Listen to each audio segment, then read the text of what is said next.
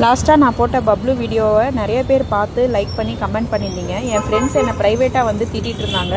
அந்த பூனை அவ்வளோ கேட்டும் நீ பேசிகிட்டே இருக்க தவிர ஏதாவது சாப்பிட கொடுத்தியான்னு. நான் கொடுக்காம இருப்பேன். நான் கொடுத்தேன். அதுலேயும் அவன் அந்த கோவத்தை மெயின்டைன் பண்ணிகிட்டே தான் இருந்தான். அந்த வீடியோ தான் இது, பாருங்கள். ஓ எவ்வளோ பசி! எதுக்குடா இந்த ரோசம்?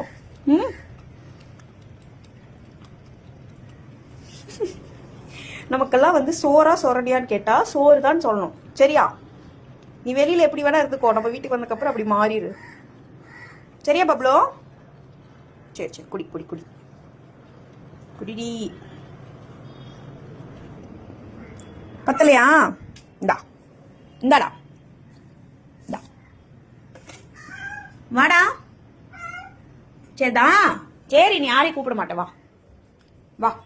உனக்கு பத்தலைன்னு எனக்கு தெரியும், ஓவரா பண்ணாதீங்க.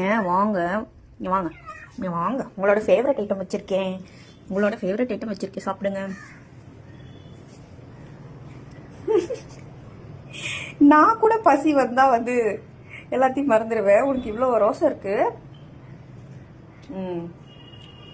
திரும்ப பாலை குடிச்சிட்டு போய் கதவை கிட்ட நிற்கிறேன், எருமை மாடி. பால் முட்டை எல்லாம் சாப்பிட்டான். ஆக்சுவலாக சாப்பிட்டுட்டு எப்போவுமே வந்து கொஞ்சம் சேரில் படுத்து ரெஸ்ட் எடுப்பான். ஆனால் இப்போ கோவமாக இருக்கிறனால என்னை ஃபேஸ் டு ஃபேஸ் பார்க்காம அப்படியே யாரோ மாதிரி போகிறதுக்கு வந்து ட்ரை பண்ணிகிட்டு இருந்தான். எனக்கு சிரிப்பு தான் வந்துச்சு. வாடா, கொஞ்சம் ரெஸ்ட் எடுத்துட்டு போடா. ஐயோ ஐயோ, வா வா, கொஞ்சம் ரெஸ்ட் எடுத்துட்டு போ, ஓவராக பண்ணாத. வா, இதோ சாப்பிட்டாச்சுல, வா. பொதி கதவை திறக்க மாட்டேன்.